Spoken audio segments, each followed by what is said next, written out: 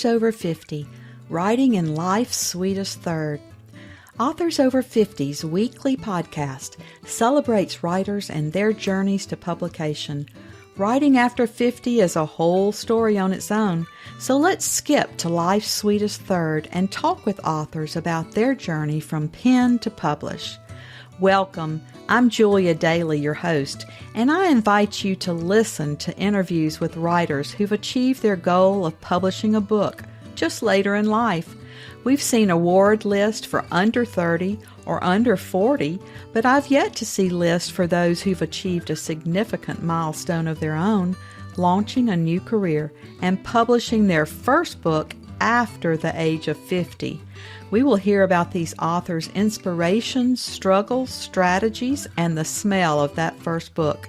These writers' journeys inspire me because I'm one of them. My guest today wrote television promos, marketing presentations, and scripts for clients, including Cartoon Network, TNT Latin America, and HGTV for more than 30 years. He's an associate member of the Science Fiction and Fantasy Writers Association, a member of the Authors Guild, and the Atlanta Writers Club. His short stories and essays have appeared in Prime Number Magazine, The Good Men Project, The Signal Mountain Review, and Full Grown People. His first novel, American Judas, was a finalist for the 2020 Georgia Author of the Year Award in the category of First Novel. He lives in Atlanta with his wife, author Jessica Handler. Welcome to Authors Over 50, Mickey Dubrow. Thank you so much for having me. It's great to be here. Mickey, our opening question on Authors Over 50 is always, what took you so long to write your first book? Well, first, laziness, but second, I wanted to be a comic book artist, and that was like my life's goal.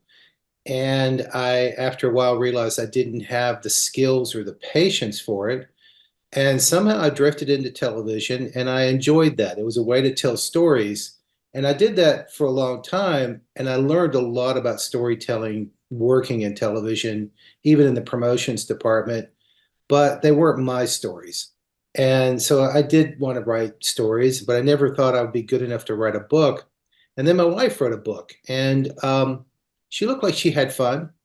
So I was like, I want to try that too. So I wrote a book. The first book I wrote was terrible. It was really bad. It's not published, but I learned a lot in the process that I loved writing. So I just kept doing it. Well, many of us talk about how different our career writing is or was from our fiction writing. Did you find that to be the case?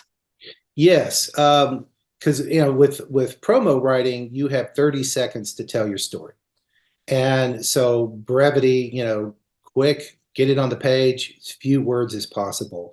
So it was interesting to be able to breathe and to sort of expand on the story and let it grow and just keep going with it and see where it goes. And not have to worry how it ends at first, but just to sort of experience it.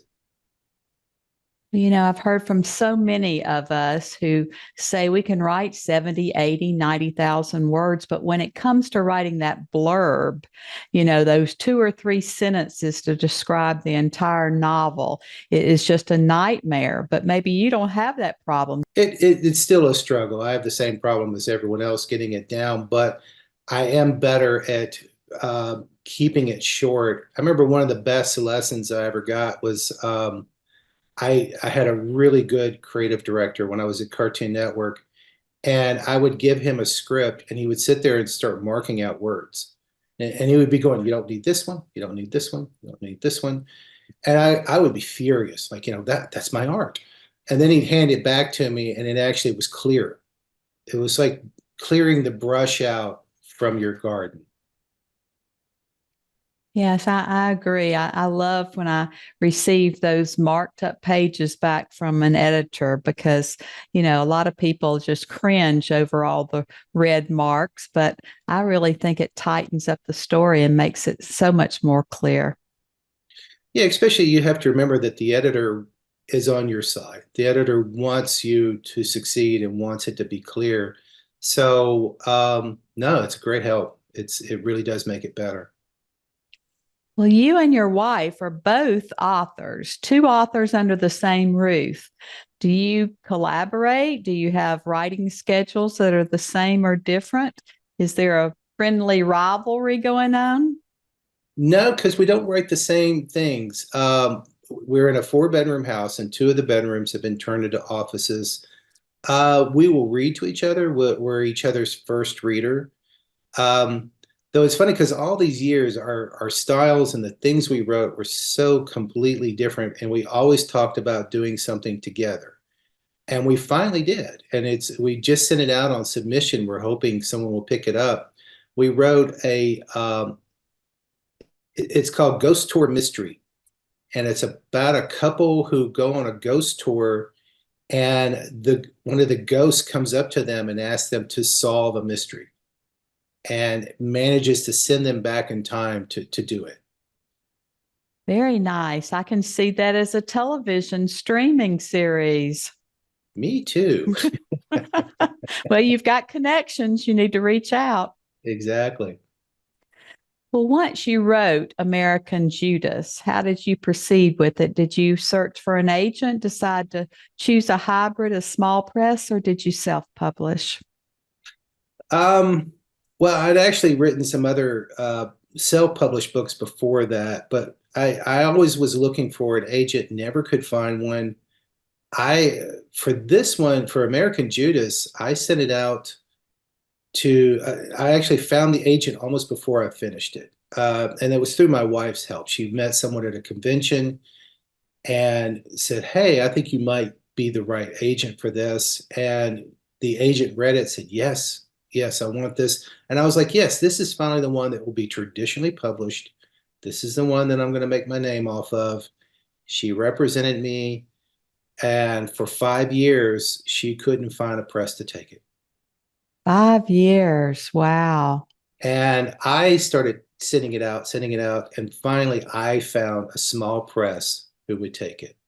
And so it took 5 years, and then it was another couple of years before it came out. So from the time I signed up with her to when it was published, it was ended up being like 8 years. It's a real learning process, I think, and good advice for all of us. We all think that we need to go the traditional route, and we feel like we have to have an agent. We all want that validation. But we have so many options these days as authors, and there's so many wonderful small presses, and they seem to give you a lot more um, attention than the big five. And even with the big five, we hear that you have to take charge of most of your marketing and promotion, and so much of that across the board we've been doing anyway with small presses or being self-published. So I think that's good for all of us to hear, that just because you get an agent doesn't mean that everything works out the way you hope it will. No, and I also got a chance to watch it with my wife. Her first book went with a major publisher, and the promotions was completely up to her. And and they did a huge press run. So as a result, she didn't sell out because there was no way. And but her second book was with a very small press, and they worked their butts off for her, and it won awards, and it sold well, and she pretty much made her name off of that one. So you never know. Yeah, small presses and also self-publishing is becoming bigger and bigger. It's becoming more of a trend, even with major artists. Writers are going, the big five are becoming so homogenized. I need to go my own way. Well, you mentioned publicity and challenges and having to do our own promotions ourselves. Have you found any publicity that's worked for you, or maybe something you tried that didn't work? Well, something I know as you mentioned publishing tips. One that I've learned that's been very helpful is to be a good literary citizen. And because you start to meet other authors, and you become friends, and you start helping each other. And actually, this goes all the way back to my TV days. I started out as a freelancer, and I had like a group of freelancers. We were always, hey, this place needs a freelancer, and I'm too busy. But with authors, it's like you use social media, of course, but not just to promote yourself, but to promote others. And that really goes a long way because not only are you helping them and you write book reviews for other people and you just, you go to their events, they go to yours, and then the word starts getting around. If I talk up my friend's book, he's probably talking up my book. That's so true. And I have found this to be the most generous community I've ever been involved with. In the corporate world, you don't find people who are so willing to share and to promote you and to be so generous. And, that's the reason I started this podcast. I thought, well, they say we need to get our name out there. We need to help others. I'm going to pay it forward and interview a few authors that I really like, and we'll have the podcast fade about 10 or 12 episodes, and I can say I've done my due. I think you're my 210th episode, and it goes on and on. I said sooner or later I'm going to have to get back to my own writing, but there's so many of us who have published our first book after the age of 50 that it's become quite an honor for me to be able to talk to all of you and share your stories. I love it when I read something about, 90-year-old puts out first book. So working on their fourth, that It's kind of thing. It is so true. I'm interviewing people in their 70s, 80s, and 90s who are turning out beautiful work. It's like you finally figure out how to write. I always compared it to, it's also like it's practice. You don't think it's weird if a musician practices their instrument for hours or an artist, draws and draws and draws. They don't, it's not right the first time. And so it is with writing as well. The more you do it, it's practice, the more you learn. And we finally have enough life experiences to draw from. It takes to a certain age, I think, for us to have the hindsight to be able to figure out, what happened in our lives and what's going on in the world, and that all makes our writing richer. Yes, absolutely. What do you think is the most challenging part of your artistic process? Um, well, you know how most people struggle to find an idea. And I know I keep going back to TV, but it was formative for me.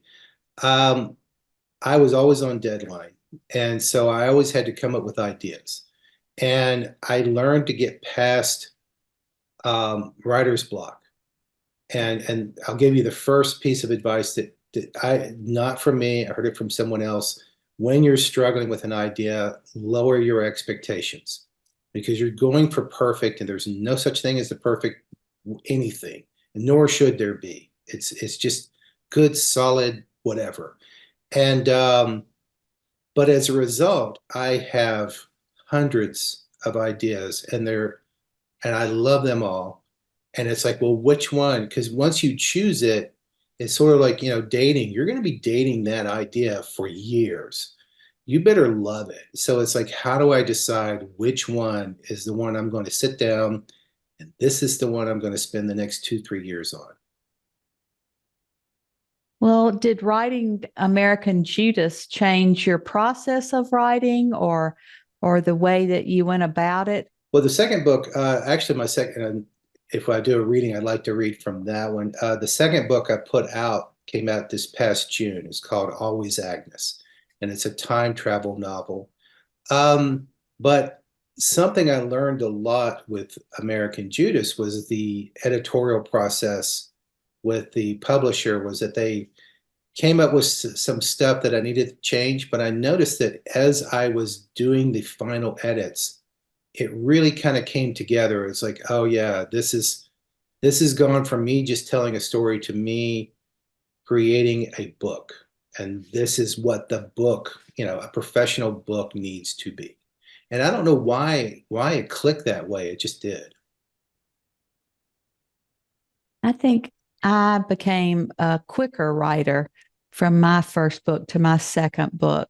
I just spent so much time on that first book, just going back and forth and over all the passages I had written instead of moving forward. And I think with the second book, I moved more quickly through the manuscript, and then I had something to edit. It was a mess, but I didn't spend so much time perfecting each sentence. Well, you've heard of the thing about the terrible first draft. That the first draft, you just get it on the page and you don't worry about what's right, what's wrong, and then you fix it. And that's the other thing. If I talk to people who say, I just want to write it and be done, I don't want to have to edit. I was like, you're missing the fun. You're missing, the first draft is you kind of getting the idea on the page. The second draft is you're looking at it going, oh, okay, I got something here. And that's why they call it writing is rewriting. Absolutely. Absolutely. Well, tell us a little bit more about the passage that you've brought to share today, and then read so that we can hear your tone and voice in the book. Sure. This is a time travel novel. It's called Always Agnes. And I was asked to be part of something called the 48-hour film project, where groups of production crews compete against each other in a friendly way. We all have 48 hours to write, act, edit a short film. And they give you the genre and all this kind of stuff. And we were sitting around waiting for the contest to begin and spitballing ideas. And I was like, well, what kind of genres might we have? And we said, well, one might be time travel. And I suddenly had this idea about a woman going back in time to stop her mother from hooking up with the wrong guy, and saying, I know I'm your daughter from the future. I know this is going to turn out badly. You see that guy in the corner you won't talk to? He's much better for you. And I it was wish going to be somebody had come to me like that. exactly. So it would have been a funny idea for a short film. We ended up doing something completely different, but that idea stuck with me. And I've seen a lot of very strong mother-daughter relationships. My wife had a very strong one with her mother. All this kind of my sister with my mom. That sort of bond was fascinating. And I knew that just as those mothers would do anything for the daughter would do anything for the mother. And I love the idea of exploring this daughter risking her existence to save her mother. Agnes ran her fingers over the finished time machine sitting on her desk. Two shiny metal cubes contained microprocessors she stowed from the communications lab. The cubes were attached to long strips of silver mylar, which covered the red and blue wires inside. A digital clock the size of a chocolate bar with Velcro straps was attached to one of the straps. Agnes was eager to put the time machine on, yet deathly afraid of it. What do you think, Miss Rat? Agnes asked. Should I experiment on a larger animal first, or go ahead and test it on me? Her lab rat was asleep in her cage and not available for comment. Agnes had sent Miss Rat on 5 trips of varying time limits. She exhibited no side effects. Agnes didn't need anyone's input. Her desire to test the time machine on herself outweighed her fear. She fastened one cube to her head and the other to her left bicep, wrapping the strap around her arm and fingers. She set the digital clock for 5 minutes into the future, then used the Velcro strips to secure the clock to her wrist. She was dressed in jeans, tennis shoes, and a t-shirt.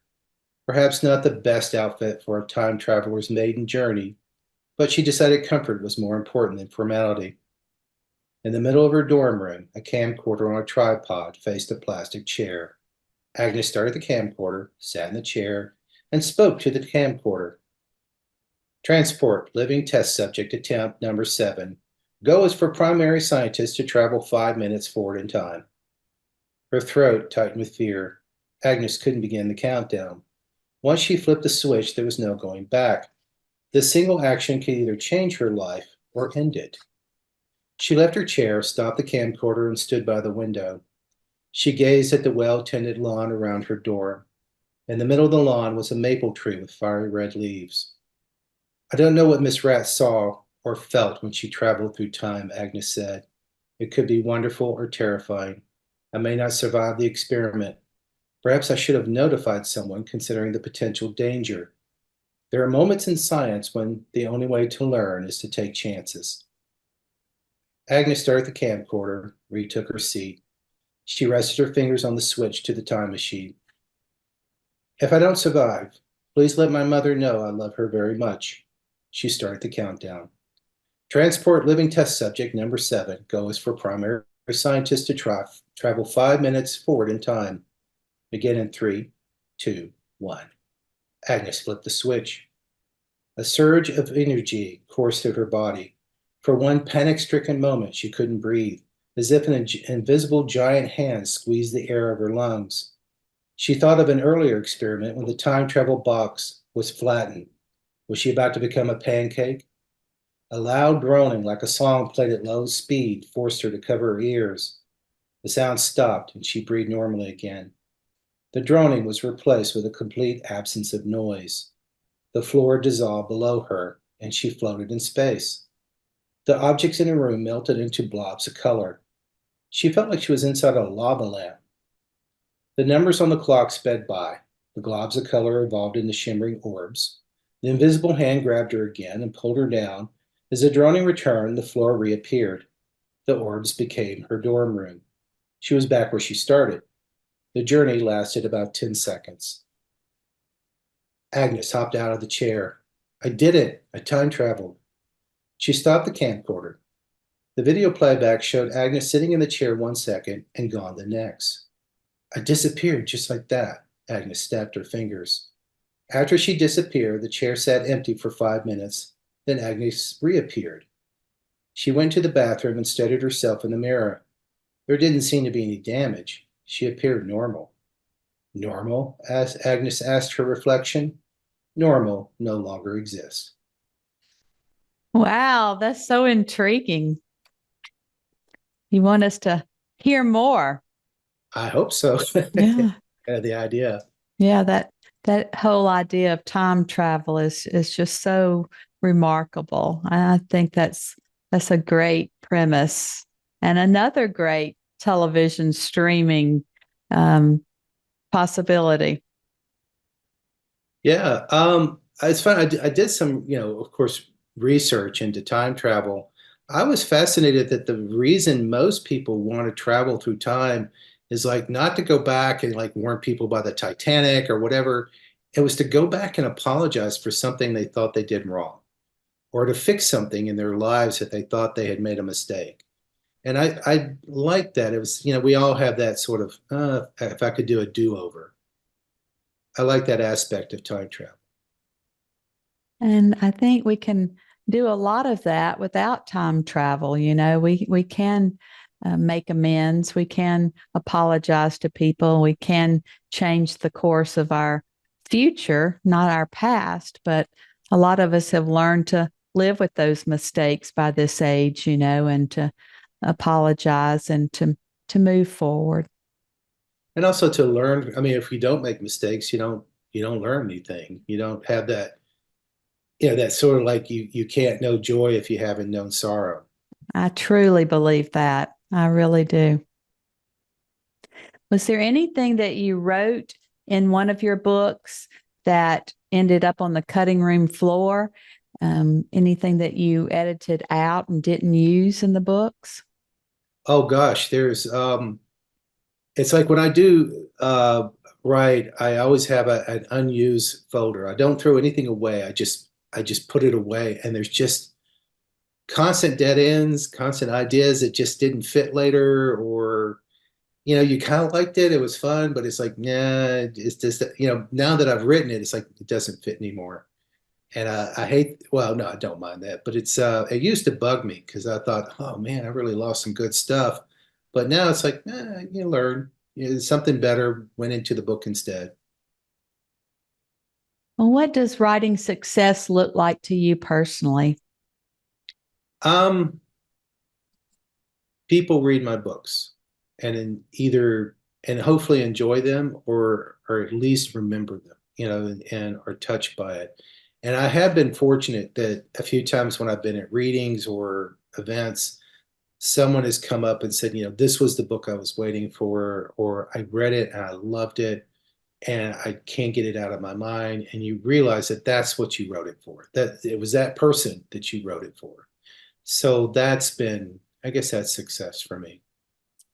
That's my favorite part of writing so far is hearing from people who say that, my words touched them or meant something to them. And I think that is why we're writers.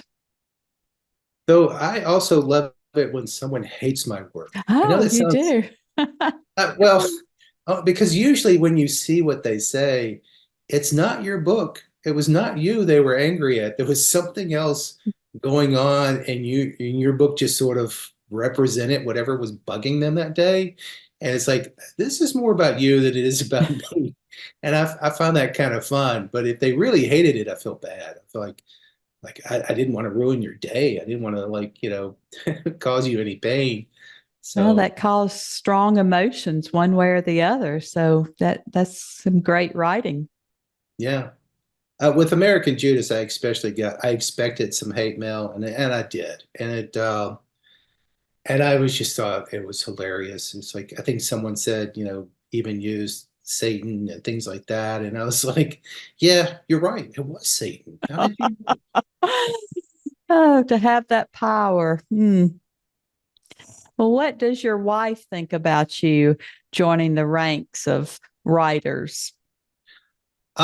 Well, here's what was interesting is that when we first started dating, she was also on television. She was a producer, and she was not a writer. She liked to write, but she wasn't looking at it as a career. And I saw some of her stuff, and it was stuff she wrote in college. I thought I was reading, the New Yorker. I was like, this is already at that level. So I was like, why aren't you a writer? And that sometimes we need someone to flip the switch in our head. And it's been done for me too, where someone said, why don't you do this? And you're like, you're right. I just needed permission. So I inadvertently gave her permission to become a writer.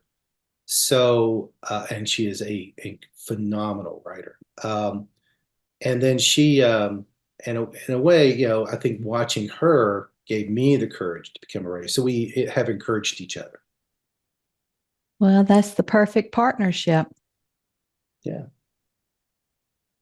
Well, Mickey, this has been a great visit with you today. And as always, our last interview question on Authors Over 50 is our writers over 50 are quite unique. Do you have advice for writers 50 and above? Yes. Just remember that there is no age limit. Anyone can write a book. And it's like in publishers, even with the big five, small presses, I know a big fear with a lot of older writers is that, they're looking for young people, they're looking at your career. No, they're looking for really good stories. And if you have a good story that's well written, they're going to want to talk to you. So don't let your age stop you. Tell the story you want to tell it the way you want to tell it, and it will find a home. That's great advice today. I think that our stories are finding the places they need to be, just like you said about that person saying that you'd written the story that they needed. And I think that if we put it out there into the universe, it will find where it needs to go. So thank you so much for being with us here today. And we're excited now to count you among our authors over 50. Thank you. Thank you for joining us today. Please look for Authors Over 50 every Thursday when we will have conversations with accomplished debut novelists over the age of 50. Please subscribe and share with a friend.